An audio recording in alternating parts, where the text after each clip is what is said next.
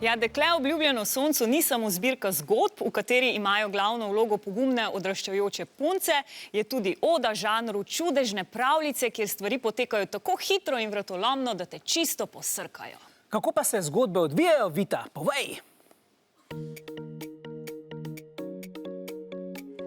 Zaljubljena čarovnica, pepelka Mara, lastovica, to je le nekaj pravljic, ki te čakajo v tej čudežni pravljični zbirki Dekle obljubljeno soncu.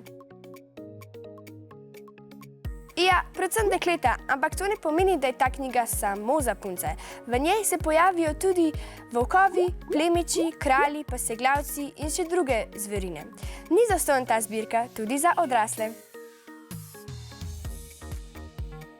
Oboje, ampak ponavadi niso več plastni. To pomeni, da je en lik samo dober ali pa samo zloben.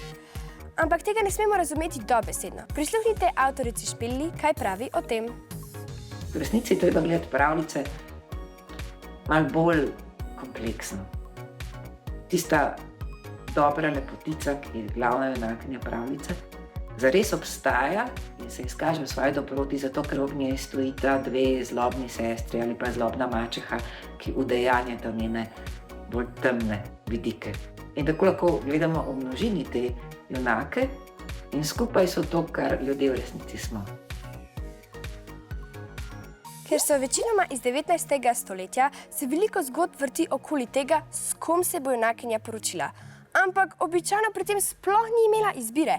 Saj veste, takrat pač niso mogle hoditi v šolo. In takrat so morale biti še posebej iznajdljive in pametne, če so se hotele rešiti iz teh zahtevnih situacij. Kaj mislite, kako se pravljice običajno končajo? Če je v tej knjigi tudi tako, boste morali preveriti sami.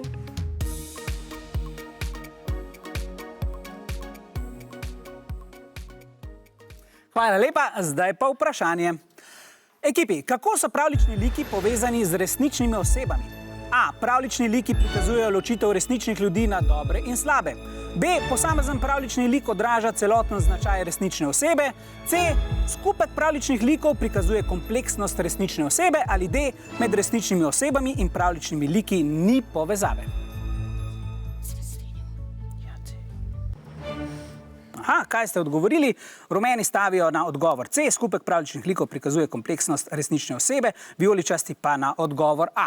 Ja, posamezni pravljični liki so enoplastni, samo dobri ali zlobni. Resnični ljudje pa so večplastni, saj so delno dobri in delno slabi.